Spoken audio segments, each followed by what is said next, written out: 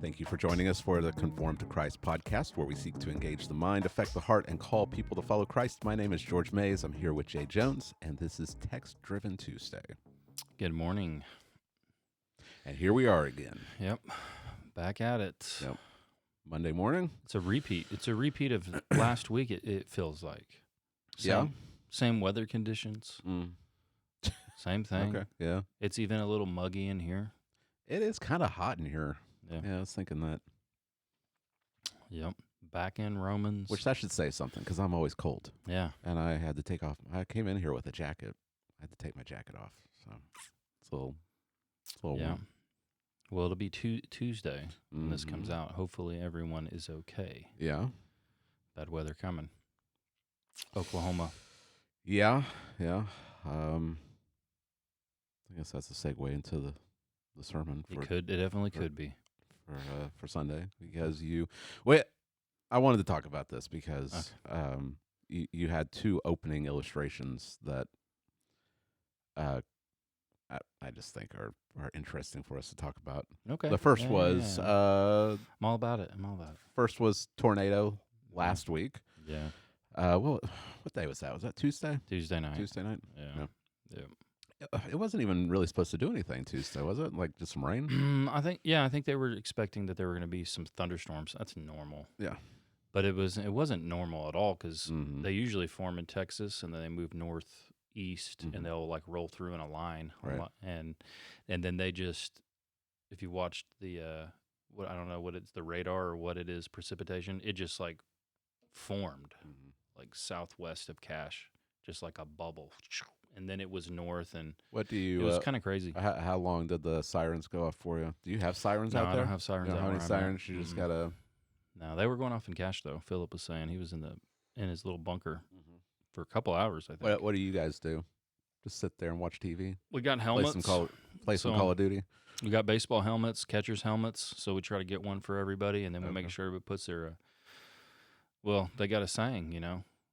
Am I allowed to say it on the Christian podcast? I don't know. Are you? It's- If you have to ask, I don't know. Yeah. I mean, it's not that. I mean, it's an Oklahoma thing. It's a culture. I had people wanna get you. asking me last week why didn't you stop Jay from what you said last week? What did I say? Yeah, exactly. I did try. We try to like give people some culture, some Oklahoma culture. They got a saying. It's bras and teeth. Oh. Right? Larry knows that. I'm sure his generation came up with it. Don't drag Larry into this. Right. So you want to be ready. You got to be prepared for a tornado to roll through. So helmets, Okay. shoes, and you need to probably be able to throw on some jeans and something pretty quick. You know, get caught in debris. But if we have a heads up, we'll just leave. We'll either just leave and drive away or drive over to Angie's parents' house. They have a storm shelter. But I don't know that their storm shelter would have been any help with this tornado. I don't know. That tornado that came in last Tuesday night. So if you aren't from Oklahoma and you didn't see it, or maybe you just haven't seen pictures of it, I've got the radar picture of this thing. You can pull it up if you want to. This thing looks like a hurricane. Yeah. So usually how it works is the southeast corner, the trailing edge will create kind of like they call it that hook. The hook, yeah, the hook echo. And so you have the supercell, but only the bottom part of it is a tornado. The whole thing is a tornado, right? That's a big storm, and the whole thing is the tornado. That's crazy. Yes. Yeah. And they didn't know what they were looking at as it was happening, so it wasn't a big deal. Like at our house, we're getting ready for bed. They're like, "There's something going on here. We're not really sure what it is." Because there was another tornado warning up to the north. Yeah, and they were focusing on that one because it looked like a normal tornado. They said something's going on down here. There's rotation, but they weren't exactly sure what was going on. So they'd keep going back up to the other one. Yeah. But then you'd flip over to Oklahoma City's weather, which is better than down here, and they were focusing on this and talking about it, and saying that this is big. This is really big. Yeah, yeah. But it was out in the middle of nowhere. It was in the middle of nowhere. Thank literally God. out in the middle of nowhere. Yeah. And it just stayed there. Like it didn't really go anywhere. Second biggest tornado in world history. So they get all their data. And the next day they're talking about it. Yeah. And they said, what was it? Was it the Moore tornado that they were comparing it with? That's kind of the perspective. Is that was like over a mile wide, 230 plus mile an hour winds, and the rotation of that like went up into the atmosphere like 10,000 feet. That's 12,000. 12,000. Yeah. The rotation of that was up 18,000 feet, which tells you it was at big magnitudes, bigger than one of the biggest ones, which was the Moore one that caused all that destruction. Yeah. 260 mile an hour winds, they said. Yeah. That's bonkers. That will I don't know. I mean, I'm not like an expert on storm shelters, but I'd want to probably be in an underground storm shelter and not in one of those closet ones. All right. Because 260, I kind of think that like throw a car into that and knock it over. You know what I mean? Yeah. But it didn't do anything. I didn't even hear any of cattle being hurt or anything. It like hit nothing. Yeah. But farmland. But they rated it. Did they even rate it an F1? Well, that rating scale, because it's Fujita, it's like the Fujita. Yeah, it's damage based. Right. So and it was out in the middle of nowhere, and there's no damage but farmland. Right. Yeah. So they're calling for new rating scale for that for this reason. Yeah. Yeah. Gigantic. Yeah. It's gigantic tornado. But it was in the middle of the night, and so probably no one saw it. Yeah. Well, I had texted Tony because he lives kind of down there in the way it was headed. And I was like, "Hey, you guys good?" And he's like, "Yeah, I'm good. I'm in Arkansas or whatever. I don't remember where he was." Yeah. That was another member. He was out of state. Yeah. And he didn't even know what was going on. Right. Yeah. But you said something. We were talking about it at the fellowship meal. You said, how many people do you think thank God that this didn't do any damage? Right. Like it was just out in the middle of nowhere and just sat there. Yeah, yeah. Yeah, when it hits the city, everybody will be like, "Why, God? We hate you. Problem of evil." But then when it happens somewhere else, nobody's like, "Thank you for not letting it destroy an entire civilization." Because it would have, like, imagine if that went through Oklahoma City, it would be the worst catastrophe. Like, it'd be like an atomic bomb went off. Yeah. Crazy. But you brought up something else, and this got my kids' attention. Like they sit there and they're doodling or whatever, and you started talking about something, and both of their heads popped up and they started listening. Especially Phineas. He started. Don't tell him those are my tricks. Really, attentive, because you started talking about Planet X. Yeah. Pastor's got tricks up his sleeves to make you pay attention. Yeah. You've ever heard of Nibiru or Planet X? Oh yeah. Yeah. Conspiracy kind of theory world. Julia said she learned about it in high school.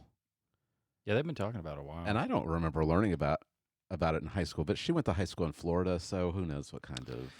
It was probably linked to that Mayan 2012, or, the doomsday calendars ending. I think Planet X was probably wrapped up in some of that. Yeah. Yeah, I've heard about Planet X. It's the conspiracy... I mean, I don't know. Do we even call it a theory? Probably not. I mean, is there anyone? Well, how, here's what they say. How respectable? Are there any respectable people that talk about Planet X? Yeah, we got to. It's all on the table.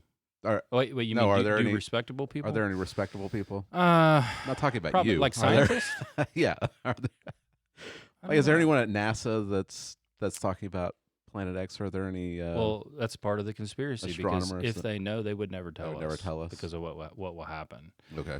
So people say, like, as they're looking out and they're looking at the movement of different things, they can see that some things out there that it has some type of gravitational force that pulls on certain things and affects the rotation of things.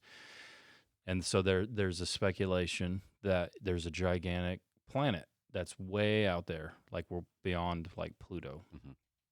But every maybe like 12,000 years or something, I don't remember what it is, but its orbit comes in to our solar system. Mm. And of course, it would completely destroy the harmony that's in our solar system, right? It would be devastating. Mm. Tides would wash over like the whole Earth. Probably meteors would fall. And so, of course, people tie it into doomsday, the end of the world type scenario type stuff. Right. So, but that's like kind of the picture it's trying to drive for, is that God is the center of the universe, or it should be the center of your moral universe.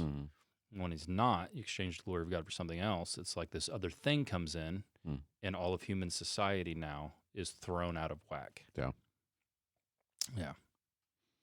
And you I'm glad it got the kids' attention. It did get their attention. Yeah. I've read theories that it actually is supposed to like want to be on a collision course with Earth. Yeah.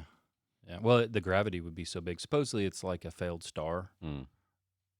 So it's massive, has tons of mass. Yeah. So it would suck in. Everything would be kind of pulled into its gravity. Yeah. But the tornado, the tornado that was last Tuesday, you brought it up because it was this huge destructive force, and none of the so-called experts knew what was going on. And you compared it to what's going on in our own culture now. Right. Everyone knows that something's wrong. Like you just look at the college campuses over the last week, and you can see something is wrong with our culture. But the so-called experts, they don't know what it is. Right. They don't know what the problem is. Yeah. But the Apostle Paul knows what the problem is. Yeah. He diagnoses it for us. He gave us the forecast 2,000 years ago. Right. And this is not something that is just tied to Roman culture. It's not tied to a particular history, because he's indicting not just one people group. He's indicting all of us. Yeah, the whole human race. Right. So it is timeless, and it's cross-cultural. It's part of this indictment that starts here in 118. If you remember, we've talked about it. 118 goes all the way to 320, and it is the indictment of the human race. It's condemning everyone. Like, that's the goal, to get everyone to the same point where every mouth will be stopped. All right. And you have no, if you're in the courtroom, Paul's done, your defense attorney can't say anything. Imagine that. Imagine if there was a courtroom scenario, prosecutor got done, and the defense attorney was like, I give up. You're toast. Yeah. Like, that's what Paul's driving at, and that's what he's getting at. Chapter 1 is his indictment on the Gentile world. And we're at the end of it, 28 through 32 finishes it. So it's what we've been going through over the past, I guess, 5 weeks now. Yeah. And he's kind of wrapping it up, and it's kind of escalating and picking up speed is kind of how it reads. So right. Okay, so we're going to be walking through these final verses, and it's like the culmination of what he's saying about the Gentiles. Right. So he starts with the wrath of God being revealed because in unrighteousness and ungodliness they suppress the truth. They believe a lie. They exchange the glory of God for idols. The prime example of this is homosexuality. Right. And now it's like the floodgates are open, and here's everything that humanity does. Yep, that's right. And so you frame this as 3 observations of humanity in a death spiral of sin. Yeah. So like the tornado. Yeah. It's just going around and round. And when I was doing Judges, one of my friends, he described the cycle of the Judges as like the toilet flushed. Yeah. And the spiral going down. Yeah, sermon titles, I was either going for the toilet bowl of sin or this one. And I settled on this one. I thought this one was better. Yeah.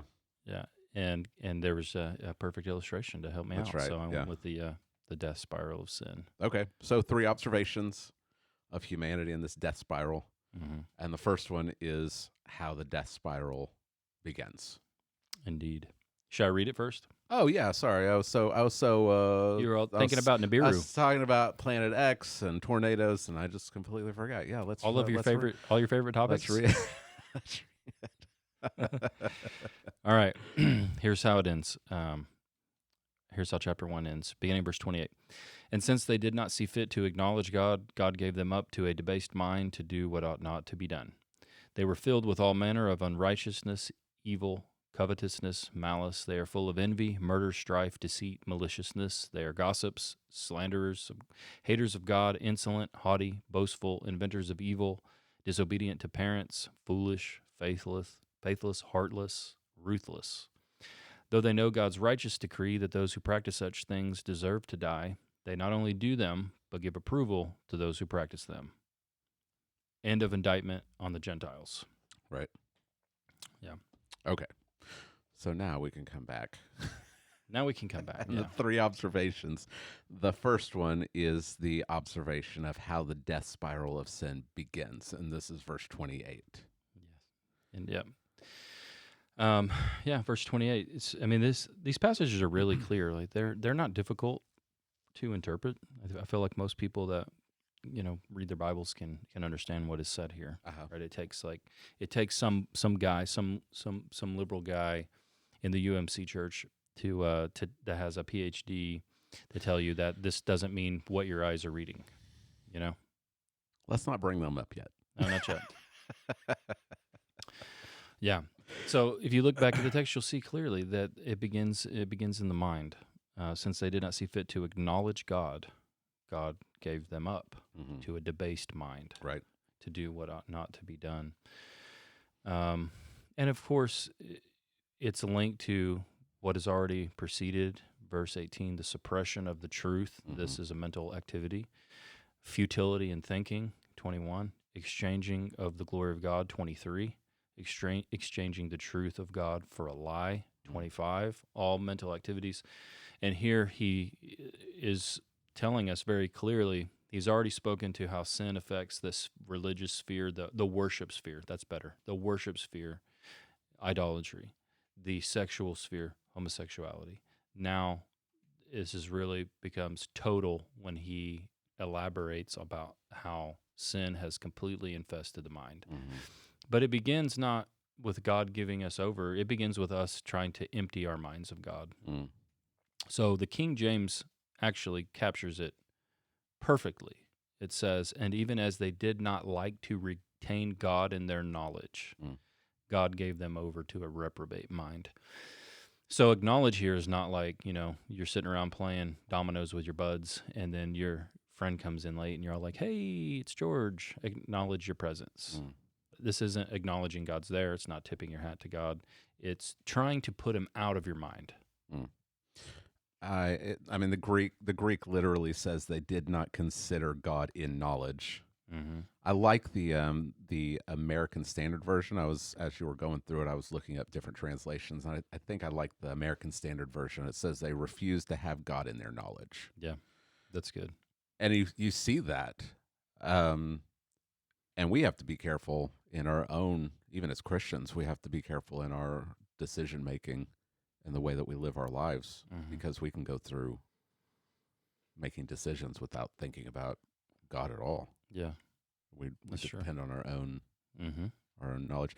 But the irony of it is that we think that we're, especially in the West, we think that we're enlightened, and we've somehow evolved, I guess. Right.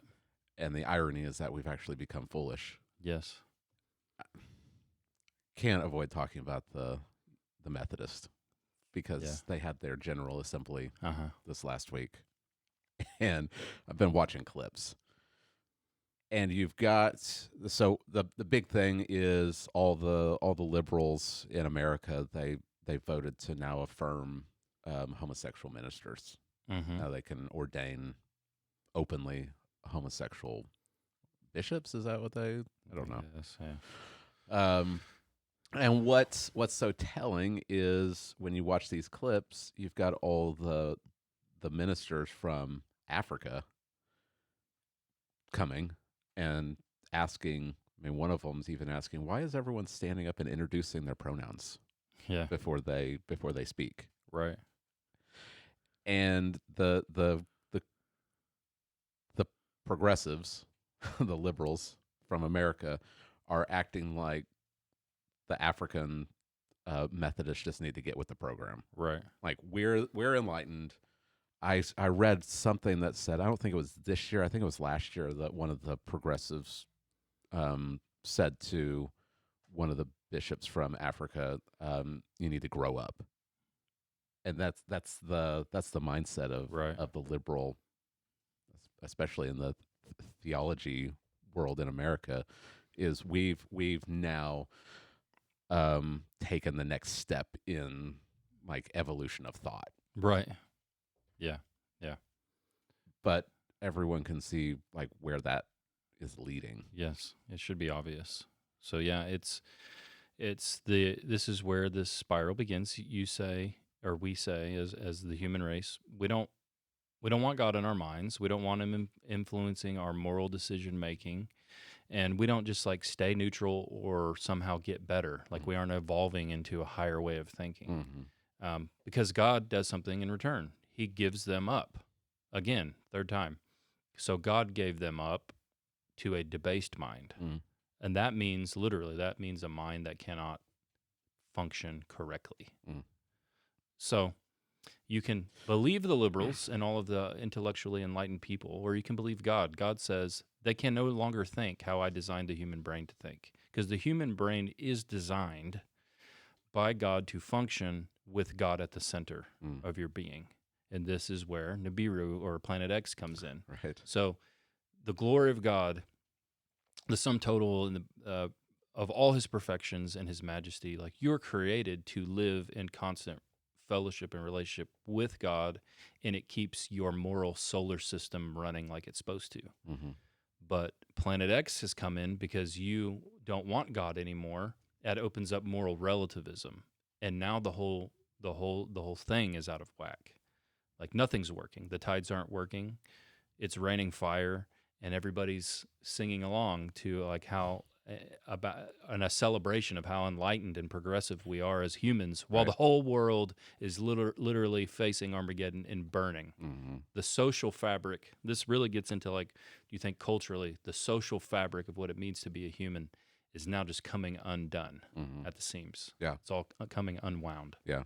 You said to me in my office before we came in here that we need to start, instead of saying based, we need to start saying debased. Debased. Yeah. Yeah. Because based is usually affirming that, like the normal God created order of things. Yeah. Right.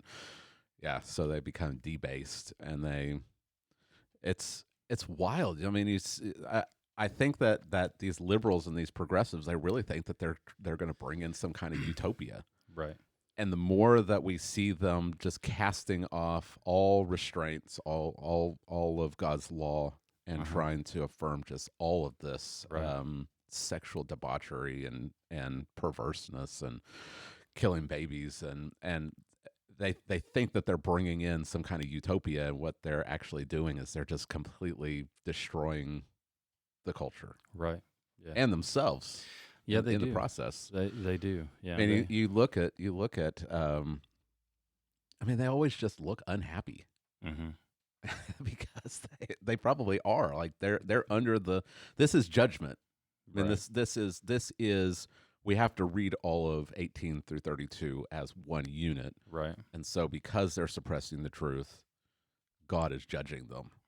And part of the judgment, as you said last week, was homosexuality. He gives the culture over, and this is also judgment. And so, as we watch the moral fiber of the world just tearing apart, as we listen to politicians promote just the worst depravity, and they think that they're wise, but they're just saying the most foolish things. And it seems so obvious to us. Like, how can they be so stupid? But we have to understand that they're under God's judgment. Right. And so it's like they're unable to even think straight. Right. Their reasoning skills are flawed. Right. Yeah. There's so many examples of that. I brought up the Title IX deal because that was kind of hot. But another one I thought of was talking to Brooke. She's had conversations like with liberal-minded people like about abortion, and of course they always bring up rape. What about in the case of rape, which is like 0.0, like 1% of the cases? And so, of course, she says they can't even think straight about like you kill the victim, right. Kill the victim. That's what she would bring up. Yeah. So she was like, "Yeah, I bring up. So you think we ought to kill a child because crime parents have done? That's good. That's the right way to go about it." And of course, they'll probably stick to their guns. And can you give me another example where we punish children for what their parents do? No. But I told her, I was like, here's an even better one, because all liberals are against the death penalty. They all are. And just ask them, like, what do you think should happen to someone who rapes a woman? And they'll probably be like, well, probably go to jail. Then you can be like, well, I think they should be put to death. Right. Because that's what God says is just. Like if you rape a woman, you get put to death. That's justice. So now she doesn't have to live the rest of her life knowing her rapist is out there somewhere in the world. Right. She doesn't get to be victimized by him every day that she lives. That's justice, right? And they'll probably be like, that's cruel. And then you can be like, but you do believe in the death penalty. Yeah. You just want the baby to die for it. Right. But the connection can't, it's like they can't make the connection. I do believe in the death penalty. I just want it applied to the child. Right. Of course, the Title IX one is so ridiculous. Like the feminists have had this long struggle, and they're pretty proud of it and the ground that they've made. Even though it led them to be the most happy people on the face of the earth, that's where it actually ended. Right? There's no one more unhappy than a liberal feminist in America as a people group. They're miserable, right? But they did have some things that were good that happened, like Title IX. And Title IX, I think, is good. My kids are athletes. Brooke, if she decides, it'll be her decision. She easily could get a softball scholarship or probably a track scholarship or whatever she wanted to do. And that's good because, going to school, it's expensive. And getting a female getting the opportunity to have her college paid for, that's good.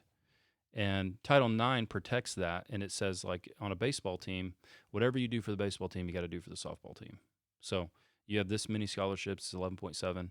The girls, the females, the women, they get the same thing. You have sweet locker room facilities for the men. Well, the women aren't going to be changing in their cars and showering like back at home. You need to have locker room facilities. They're comparable. They need to be nice. They need to have the same opportunities. That's good. That's fair. Right, that gives women a chance to go to school and get their school paid for. And that's a good thing. But, of course, the Biden administration, which apparently thinks that they also can write law just through the executive branch, has rewritten Title IX to include gender identity. So whatever you identify as, then that can be your thing, right? And, of course, what do we always see? We always see men that are abusers. They are abusing women by taking away women's opportunities. So now they'll say, the swim one is the most obvious, but it happens in the track and field world. It pretty much happens in everything. If it ever happens in softball, fast pitch softball is over because a guy can, foul tip a ball and hit it 400 feet with those hot bats and those softballs. Like it's ridiculous. It's absolutely ridiculous.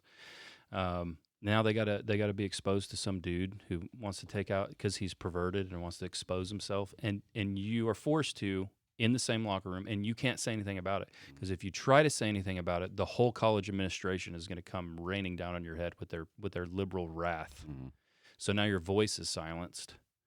You can't do anything. They're going to take all your records. They're going to take your scholarships. Imagine working your whole life from the time like maybe you're 10. You're like get serious about a sport. And you're like, I'm gonna get free college out of this. My hard work is gonna pay off. And then the coach is like, sorry, we got a dude swimming now. Yeah. He's 10 times faster than you, by the way. Well, a woman. We got a dude, but he's a woman. We all need to pretend and live in his fantasy. And by the way, he got your scholarship, so enjoy paying $30,000 for this year's school. Yeah, it's wild that the feminist movement and we've mentioned the feminist movement. I think the last 3 episodes that we've done. I think the feminist movement's one of the worst things that's ever happened to America. But you've got the feminist movement that's championing women's rights, and now they're nowhere. They can't even define what a woman is. Yeah, like what have you even been doing? Well, they won't even. It's worse. They won't even fight for women's rights now. They'll fight for the trans dude's rights. Yeah. The guy who is now robbing opportunity, and I would say abusing women. Mm-hmm. They're fighting for that person over an actual woman. Yeah. That's an example of debased mind. Mm-hmm. That is no longer capable of reason, no longer capable of it's moral reasoning. Mm. Of course they can reason, they can do math, right? They can do physics. Right. But their moral reasoning is completely broken. Mm-hmm. It's like it doesn't work anymore. Yeah. And they're blind to it. Yeah. Right. So this is where it begins the mind. And once the mind is gone, society is going to implode. Mm-hmm. Yeah. And that's what we see in the next couple of verses, right? Yep. Verses 29 through 31, how the death spiral of sin destroys. Mm-hmm. So it's like this, it's the funnel cloud has touched down. It's there's debris. Yeah. And that's what we see in verses 29 through 31. Yeah, and it's just eating up everything. List, right? Yeah, this long list of 21 sins, not meant to be like all-encompassing of all sins. There are other vice lists that have other sins not mentioned here, but it's really meant to give the impression of the totality of the effect that sin has on like the social fabric, or what it means to be a human. This quote from C.S. Lewis, it's the first time I ever encountered it. That's absolutely, I think, really good and fits really good with this by way of showing, an antithesis. So he says this, he says, morality seems to be concerned with 3 things, and I think he really hits the nail on the head. First, with fair play and harmony between individuals, so you and other humans in society. Second, with what we might call the tidying up or harmonizing of the things inside each individual, so we might say an inner peace. Third, with the general purpose of human life as a whole, what man was made for, what course the whole fleet ought to be on, what tune the conductor of the band wants it to play.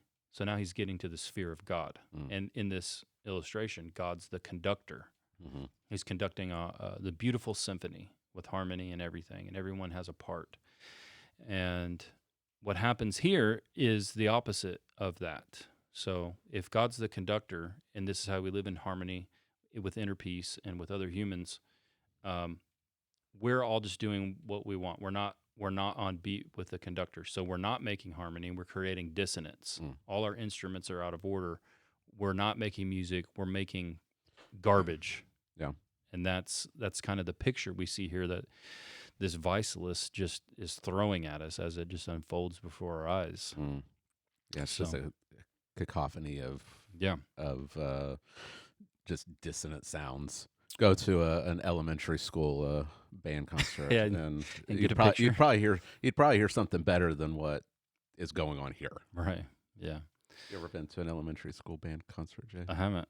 No, I don't plan on. It's not not on your bucket list. Yeah. That's a shame. Yeah. I guess if Evangeline gets into music hall, I'll have to go, but we'll see. Yeah.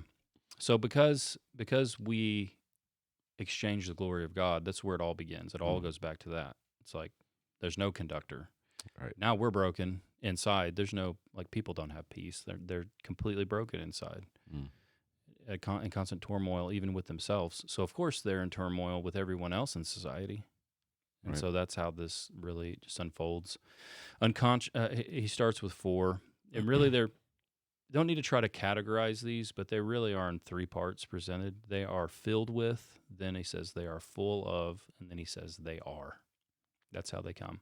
Unrighteousness, evil, covetous, malice, they kind of stand in a very general, broad sense. The words are kind of somewhat interchangeable even, depending on the context of how you want to use them. But the point is obvious. Unrighteousness, that's sin permeating the human sphere, directed mainly at other people. Evil, we know what evil is. Evil, the summation of really what evil is to exchange the glory of God for a lie, right? That's evil. That's the greatest form of evil in the world, actually. Covetousness, violation of the commandments, it's really the root of all kinds of other evils, but it's also idolatry. And malice carries the idea of lacking something. There's something morally lacking in you, but also it has this like sprinkle on top, and that you enjoy other people's suffering. You're malicious. But then there's more. They are full of envy, murder, strife, deceit, maliciousness. They just keep coming like rapid fire. The second kind of list is somewhat linked maybe to the first one of envy, and that envy, the others kind of flow out of envy, and I can see that connection. Okay. So to have envy is like covetousness aimed at a person, right? It's not just coveting; it's coveting like that person's life. Mm-hmm. Right. And when you start to covet another person's life, right, that's when you end up with like what we see, like that stalkers. Like there are stalkers that aren't just like toward another sex. Like people become obsessed with other people's lives and stalk them, but it is ill will toward the one that you covet. Envy is coveting with ill will toward the person that whose life you're coveting. So of course we see how that leads to murder, unjust killing of a human being. Strife is constant wrangling or contention between people. That's obvious in our society, I would think. It'll be super obvious this election year. Oh yeah, the strife will be unending. So if you care about your soul, maybe stay out of the political realm. Well, you see it in the college campus, all the protests over the last week. Constant strife. Strife. They don't. It's faux outrage. Mm-hmm. Like they don't actually feel this. They're being told, probably by their liberal professors, right? This is how you should feel about Palestine, and Israel, and being funded and paid by bad actors who actually want to see our country very divided, right? Yeah, but it's you see the strife. I mean, if you're talk about a debased mind, that movement is a complete debased mind, right? Because it's based in the liberal anti-colonialism stuff, right? It's the cultural Marxism stuff. Yeah. The oppressor and oppressed categories. Yeah, but they have the categories wrong because they're about decolonization. Mm-hmm. And the greatest success story of decolonization is Israel. Mm. Like they decolonized their land, right? That are all of the archaeological record, of course, the biblical record, but even if you don't believe in the Bible, the archaeological record is that those people, the Jews, that was their land for thousands of years. Now they've been conquered and had to come back, and all of that has happened. But that's their land. They were colonized. Most recently, I guess you could say, by the rise of is it the Ottoman Empire? The Muslim conquest. It's one of the greatest colonization stories in American history. Is how that empire of the Muslims colonized everyone. Mm-hmm. They tried to come into Europe, and Charles, the Hammer Martel, he's pretty much the guy who saved Europe from being colonized by Muslims. But they were colonized for a long time by Muslims. But now they were, after World War II, they decolonized their land. So you would think all of the liberals would be like, yay Jews, showing us how to decolonize the people. You are the actual indigenous peoples. You're the indigenous peoples here, and we're for you. But it's the complete opposite. Mm. They've been brainwashed. Right. And now they're cheering for the colonizers. Mm. You see what I mean? It's so it's so weird. Isn't it weird to think about it? Yeah. It's like how do you not see it? It would be like if the Native Americans all formed together in Oklahoma and overthrew like all of Oklahoma and took back the Oklahoma Territory and had their own country. Right. And then the liberals started like attacking violently and protesting against the Native Americans. Well, we're really getting off track here, Jay.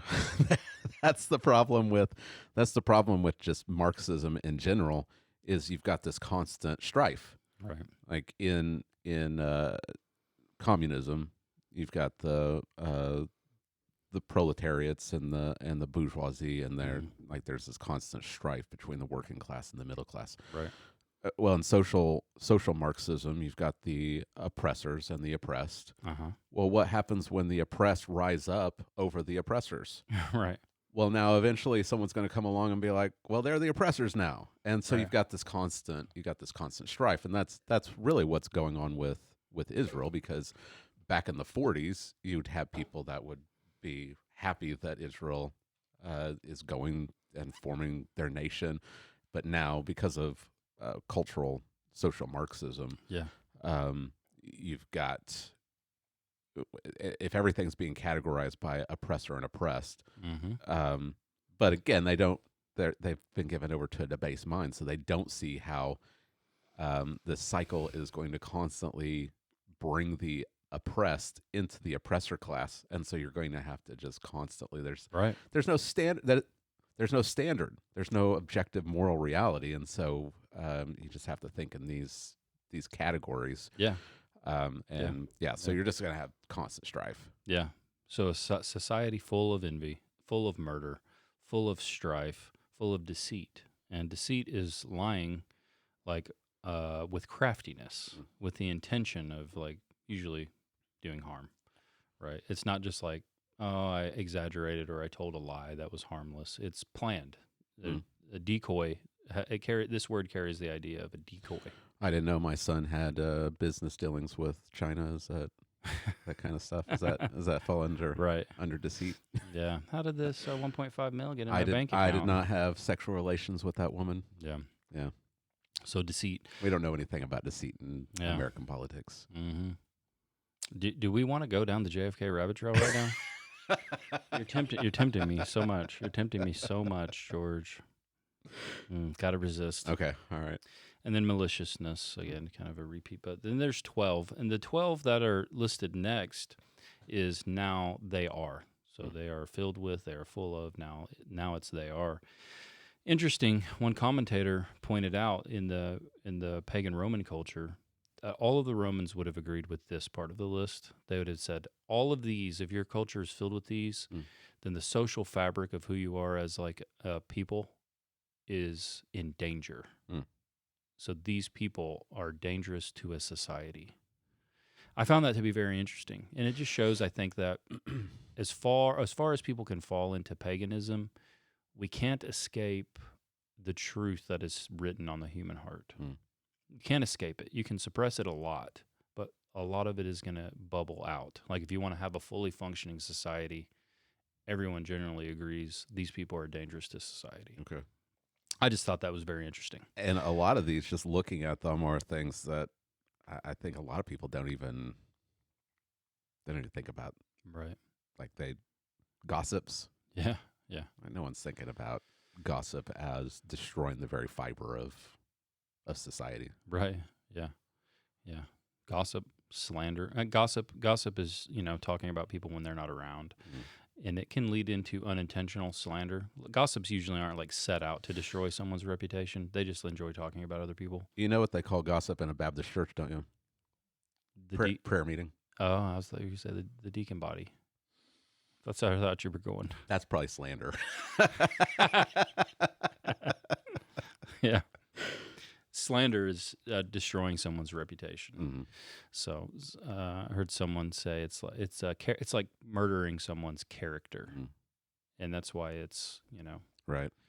It's bad, like destroying someone's life. Destroying someone's life, yeah. And we have laws against it in the United States, even in spoken form. You can't commit slander, or in written form. Is that libel? Libel in written form. Yeah. Haters of God, I don't think really needs that much explanation. Like I think people hate God. It's interesting that he puts that in this list, because that's kind of been the driving force behind the entire section. I didn't know if there was some different angle that he was getting at here, or if he's just I don't know. I think he just kind of got into a flow. Yeah. I think he got in a flow. He's got into a flow. And haters of God. Yeah. People do hate God, though. That's obvious. Right. They usually hate him when a tornado comes through a town. Things like that. They'll blame him for evil. They'll blame him for all the problems that we have in our life. Some people just hate him because they're not him.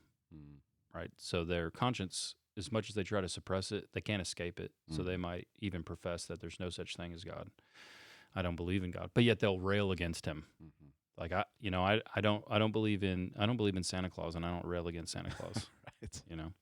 Right. Or like even the Muslim God, he's not real.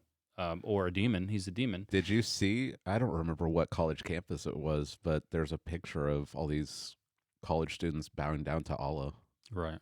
Because of the Palestinians, the Muslims. They, for some reason, again, it has to go back to just having a debased mind to think that the Muslims are going to be in support of the LGBTQ movement? LGBTQ and the trans stuff, and it's crazy. And just the liberal, just everything that a liberal college student would want to do. An actual conservative Muslim would be against all of it. Yeah, that's right. Haters of God. So they hate him because they ain't him. Right? You can remember it like that. Yeah. Insolent is like hubris, which is like being conceited to the max. In everything you do, it's just an insolent person. A haughty person shows contempt toward other people, views everyone as less than themselves, boastful is shameless self-promotion, inventors of evil. This is an interesting one. It's like God's got he's got laws, and we're not content just to break the ones he's written about. We want to create new ones, like new ways to offend God and to sin against each other. Right. Every time you think that you've tapped the bottom of the barrel of human depravity, you find that there's something even worse. Oh yeah. It would be interesting to jump in a time machine and go back to the pagan Romans, who were brutal. They're brutal people, right? They're dominant and brutal and violent, and they really like gay stuff, right? Yeah, they're gay. The whole society. People don't realize that. But if you were to go to them in a time machine and say, let me show you something about what's coming in the future. I want you to write a history book, Jay. Picture, if you will, with me. Picture, if you will, with me. You brutal Roman. How would you summarize the Roman Empire? You brutal Roman who loves violence and gay dudes. Picture with me 2 gay men in the future renting out the womb of a woman so that they can have a baby, because they'll never have one themselves. They pay her money, and then they buy the baby, and then everyone in the government celebrates that as a good thing, and it subsidizes it. They would be like, what? They literally would. They would be like, what are you talking about? Because everyone knows in the Roman culture, you got to have a family, and the child's got to have a mom and a dad, because the whole purpose of having a Roman family is to raise a dominant male. And to have a dominant male, you need a mother and a father for that child. But we create ways of doing evil. And so we'll rob a child of its God-given right to have a mother and a father, which will lead to all kinds of psychological problems. But not only do that, we won't name it what it is, which is human trafficking. So our government will subsidize human trafficking, which will cause, without the intervention of the gospel in that child's life, irreparable damage to that human being. And not only just that human being, it will damage society as a whole that goes along with it. It's crazy. It's crazy. It's a debased mind playing out and destroying the social fabric. Yeah. And disobedient to parents made the list. Yeah. I nudged Phineas at that moment. Yeah, you paying attention? Yeah. Disobedient to parents. Listen to Planet X, but you listen to this. Yeah. Right. I mean, it plays into just what I was talking about. We don't. I mean, who even thinks about disobedience to parents as such a grave sin? And yet, that's exactly not just here, but that's how the Bible presents it. Yes, yeah. Being disobedient to parents is I think, one of the worst sins in all of the Bible. Yeah. I mean, it's in the 10 Commandments, for crying out loud. It's in there. And it's in there right after all the commandments on God. Like, it's the next one. Because it's like the way hinge. Yeah, because the way God has created the world is he's created the world for parents and children, and for human society to live in harmony children need to live in a way to honor their mother and their father, and not just while they're living in the house either. I think that's important. After you live outside of the house, a way to think about how you live and the things that you do is you should always ask, is this going to bring shame upon my parents? Are they going to be ashamed of this? Or like you should live in a way that they could always be proud. So they're aging, they're aging out into eternity, and they should always look back and say, my son or my daughter, they always live in a way that I can be proud of. Now, the only thing I think exception to that is if, like you become a Christian and your parents hate Christ, like that's going to cause a problem. And Jesus predicts that. He says that will happen. And that's not dishonoring your parents, right? You can actually honor them by obeying God, even when they are telling you to do something that doesn't honor God. If you disobey them and honor God instead, that's actually really honoring them. It'd be dishonoring to go along with their sin, but yeah, we don't think about that very much. But you can see the social fabric is coming apart because we live in a culture. Well, people will yell at their parents. Oh, yeah. People will strike their parents. Like they'll hit their parents. That's a death penalty offense in the Old Testament. Right. Yeah. Well, how are you going to love, honor, and obey God, who you haven't seen, but you can't obey the authority that God has sovereignly put over your life? Yeah. Who you can see. Mm-hmm. There's a complete disconnect if you think that you can live in disobedience to your parents and yet you're honoring God. Right. Yeah, exactly. Yeah. The last four rhyme. They rhyme in Greek and they rhyme in the ESV. Yep. Foolish, faithless, heartless, ruthless. It's supposed to be like the culmination to all of this. Yeah. Is here's the sum total of humanity. Mm-hmm. They're foolish, they're faithless, they're heartless, they're ruthless. Yeah. So we've talked at great length about foolishness in the debased mind. I have so many illustrations in this deal because it's society as the illustration there, and there's so many individual illustrations of this. Of course, is it wise or foolish to put a dude in a boxing ring with a woman? Right. Like, what are the odds in Vegas? That's what I want to know. Yeah. Like, what are the odds? And who's the guy who's like, I'm betting on the natural woman. I'm betting on Natty. This is the time when women finally rise and take men down. And then 5 seconds later, she's unconscious on the ground because a trans dude just beat her brains in. Yeah. And all society doesn't look at it and go. To see, I mean, I'm sure by now most people have seen videos of track meets with a trans guy just smoking. Yeah. All the actual girls. You sent me a link on it just the other day. And people are cheering. Yeah. And celebrating and look at how and then this is amazing. Yeah. This is amazing. Well, not really. Like this guy would be last place if he actually was competing with the other guys, but yeah. Now he's competing with the girls and like he has time to grab a nap before everyone else crosses the finish line. There's nothing that like he should be embarrassed. Should be. His parents should be embarrassed. Everyone there should be embarrassed. Right. But yeah, it's I don't know where they're at in the military now, but here's an example for you. Of course, it happened because of Obama. It's the liberals. Like, let's put it where it's at. Somebody had the bright idea to try to let females enlist in the field artillery. Okay. Like they're obviously in it now, but I'm not talking about like in a role where they'll never be on the line or in a combat situation. So artillery round weighs over 100 pounds. Okay. So here's how things will happen in regular world where people think, where it's all dudes. So a fire mission comes in, a call for fire, right? And you're having to load this round manually. The chunk of steel that's going to fly through the air and explode weighs like 100 pounds. They're all stacked probably like in a truck right here, right? The gun is here, and the powder's over here. So you got a powder guy. You got a guy with the ramrod thing, and he'll ram it into powder, and after the shell's put in. So first the shell's got to come. So there's that's your job. That's literally a job. Grab it, put it in, run back. So if it's a call for fire, it's going to be 8 shots. It's like as fast as you can, right? Bam, grab a 100-pounder, run it over. Grab a 100-pounder, run it over.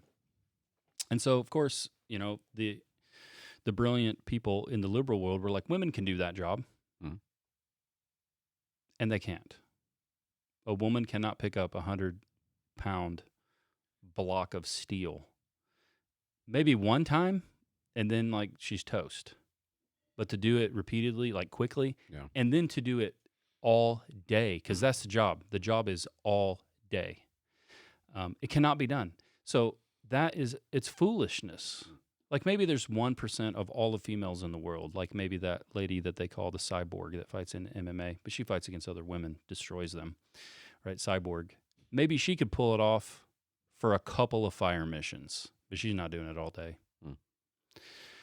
Absolutely crazy. The population collapse I brought up.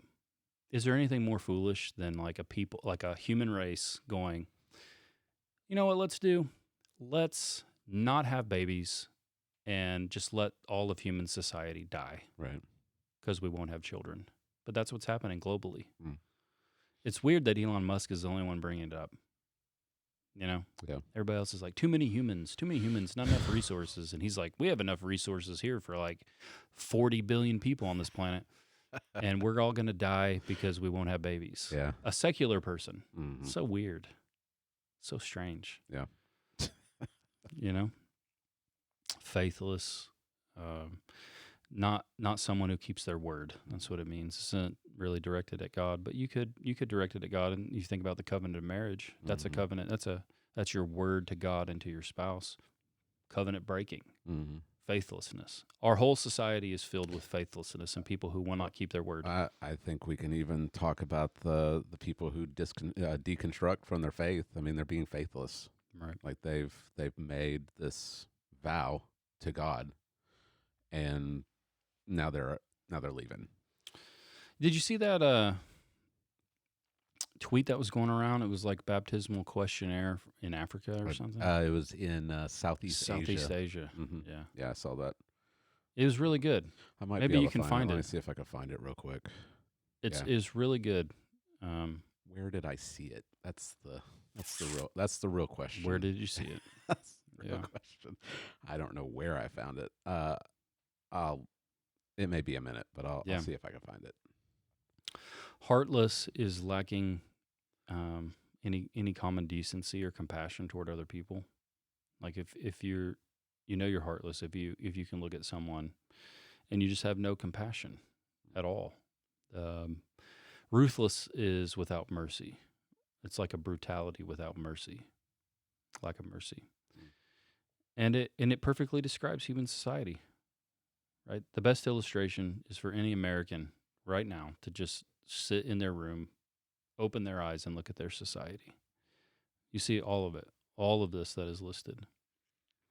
So that's it. That's the list. That's the death spiral destroying, the death spiral of sin destroying everything in its path, all of the social fabric. That's Nibiru or Planet X coming into your solar system, pulling all of the planets out of orbit, and it's us playing music on our own, not to the conductor, and creating just this noise.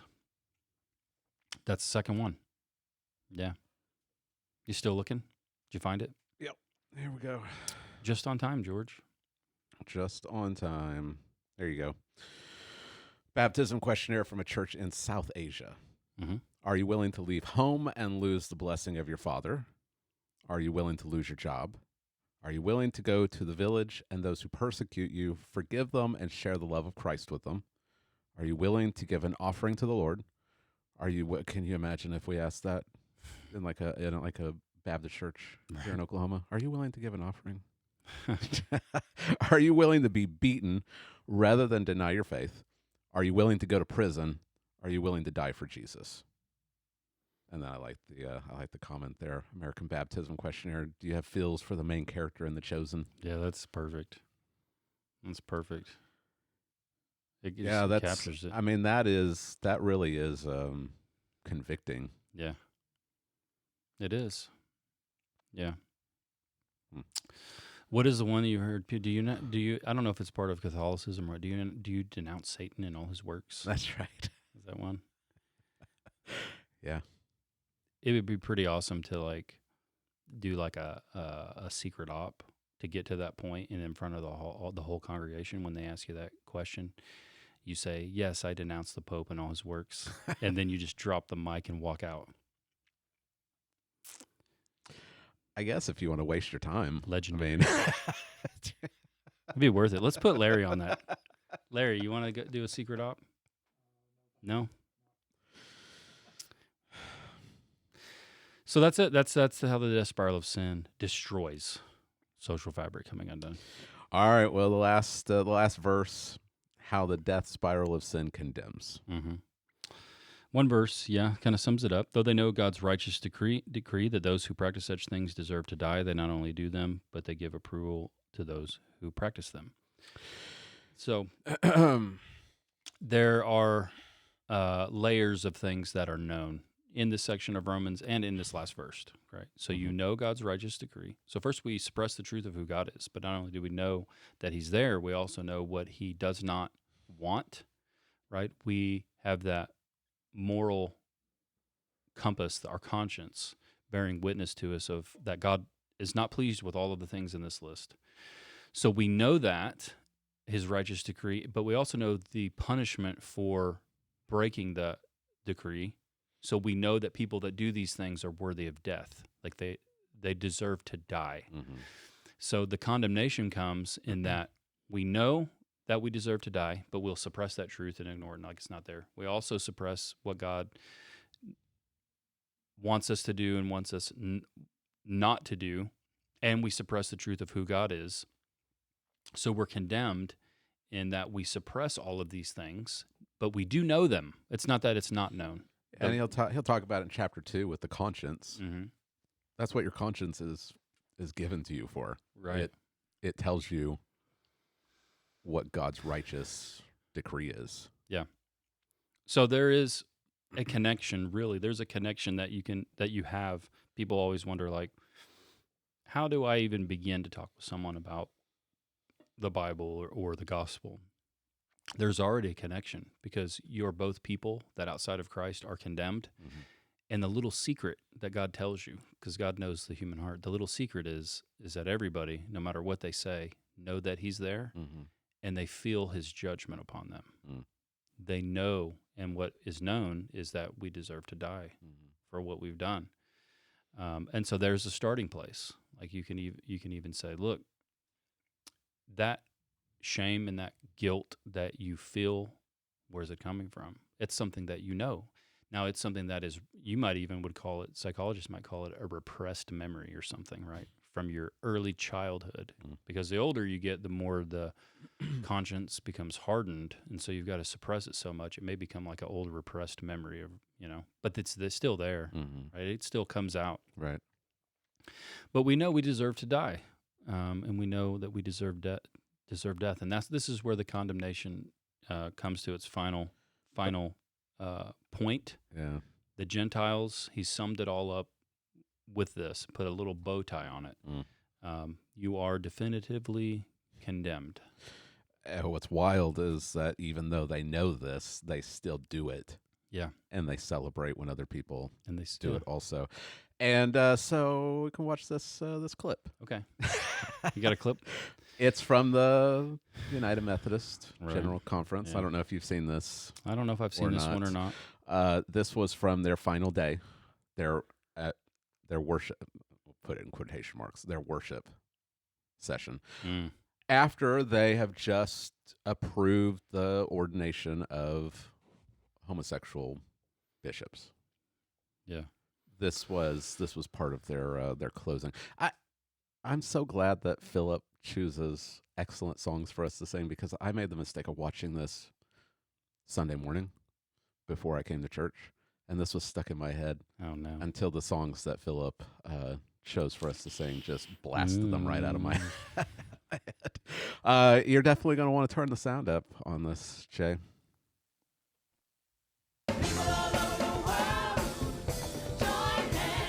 What in the world?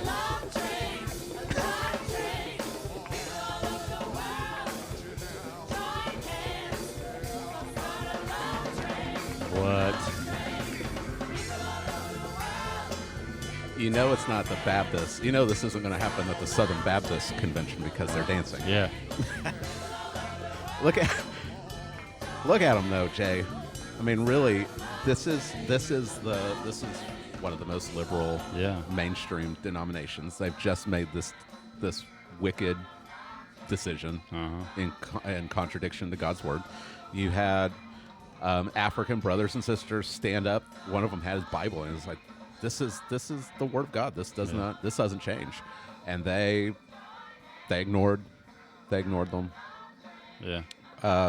One I read about one part. We don't have to keep watching it. They're just dancing and singing the same song. But look out! Look. Yeah. Wearing their mask. Yeah. Wearing masks. Yeah.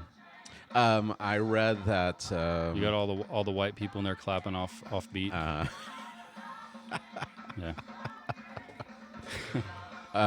Anyway,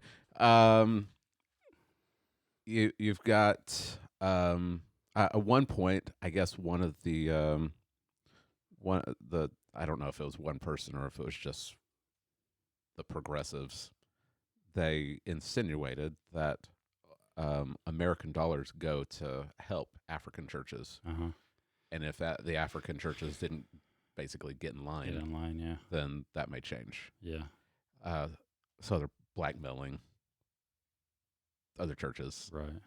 And I guess one of the African bishops, he said, "You can keep your money. We're all going to stand before God one day, and then we'll see." Right. But that's just how. Look at. I'm still watching it. It's just so ridiculous. But this really is verse 32. Yeah. Like they know. Right. They've even in their conference, they had people standing up and saying this is against God's word. Right. Very clearly. Mm-hmm. And they still go ahead with it and they celebrate. Yeah. Yeah. This wickedness. Oh yeah, it looks like that's what I imagine the Golden Calf festival looked like. Yeah, probably. Yeah. Moses comes down, that's what he sees. Mm-hmm. Yeah. Yeah. I brought up how one got up as they were making their arguments to try to pass this for homosexuality in the UMC, and of course the Africans made their plea based on the Bible, like they're brave. But then of course a white liberal, as it always is, gets up and he says, and this gets to really to the heart of it. The heart of this issue is not even homosexuality. What's driving it, what the heart is revealed in this one thing he says. We cannot reach young people if we tell them they are condemned. And I really thought about that for a long time and just how completely backwards that is from what God is doing through the Apostle Paul in Romans. Mm. Paul in the in the book of Romans, he is trying to front load your condemnation so he can reach you with the gospel. So he's showing you explicitly, universally, how every person on earth is condemned before God. Now, this is homosexual, straight, everyone, right? Religious, people who we would say are religiously moral. He's laying it out so clearly, you are all condemned before God. And then, because you are condemned, now he gives you the gospel. He shows you your need of Christ.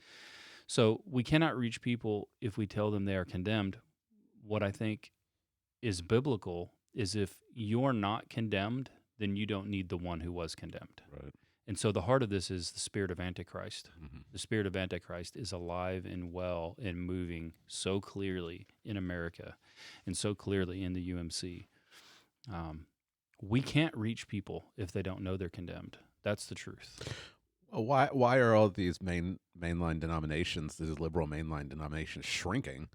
It's because they're telling people that we're all children of God. We've all got God in us, and He doesn't condemn us. He loves all of us. He accepts us as we are. Well, if that's true, then why do you even need to go? Why do you need to go and dance around and sing Love Train? You don't need. Like why? There's no need for why do you Jesus do that. Yeah, there's no need. Just stay at home. Yeah, because God already loves you. Right. But they've got to keep bringing in the money. So they got to have some way to get people in. I can't be saying that out loud. Yeah. Shay.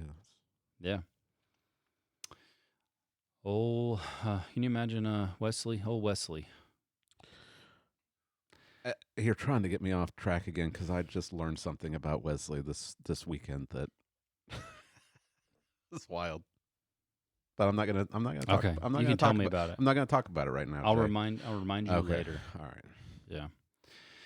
Yeah. So they are demonstrating really the spirit of Antichrist. So Paul, the whole construction here is to get you to the point where you're like, yes, I'm condemned. There's nothing I can say back and make a defense. I am condemned. I'm in this group. That's all of us. And we go to Romans chapter 8.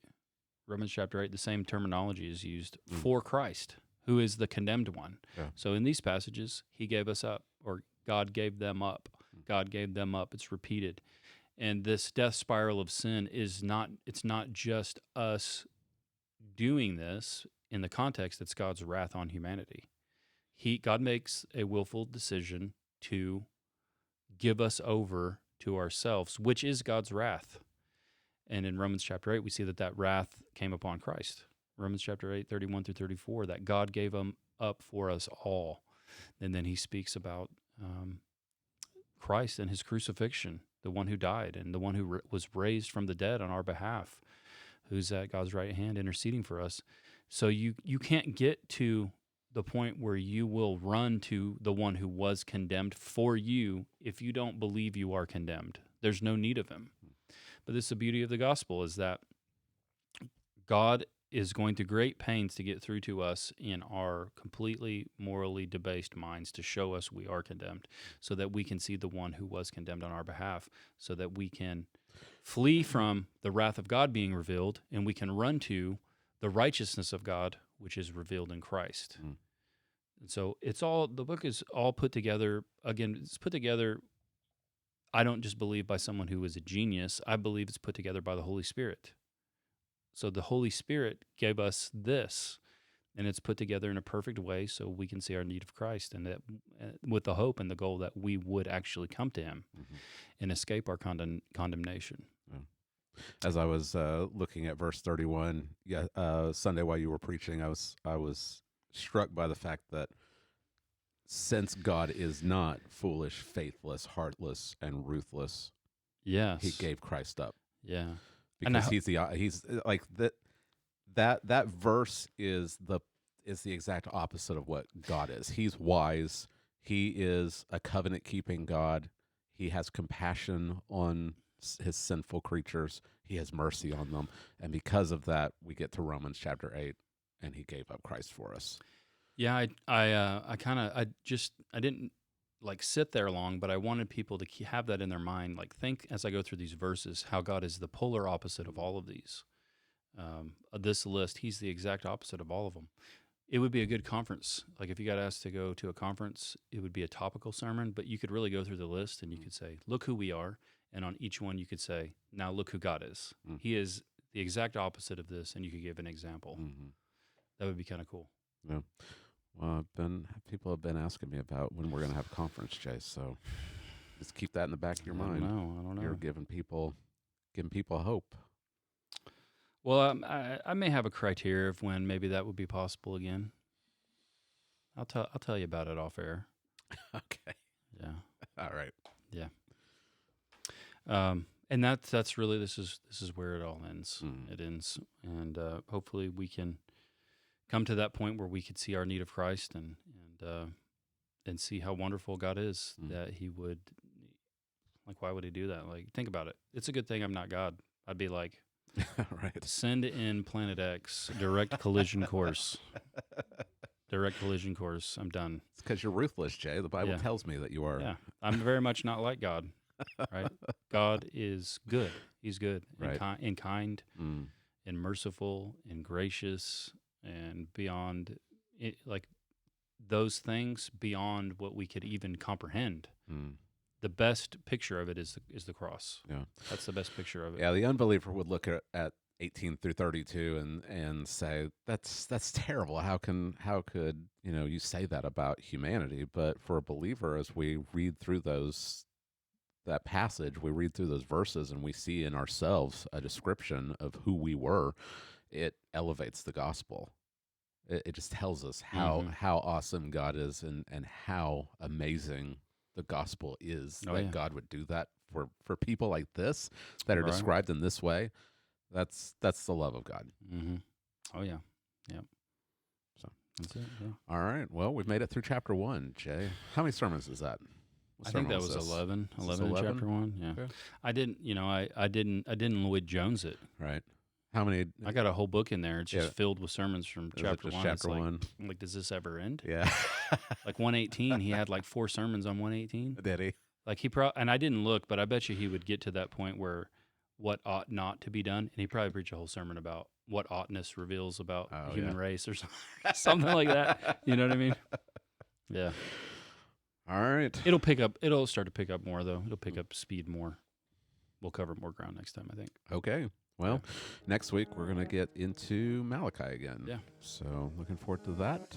Thank you for preaching faithfully. Thanks for not sugarcoating it and trying to do some kind of gymnastics to get around what it says. So I know that the church appreciates that. So hopefully this has been beneficial for you as well. We want this to point you to Christ. We want to help you become more conformed to his image. That's the point of our podcast. So if this has been helpful, please make sure to like, subscribe, and share. And we will see you next time. God bless.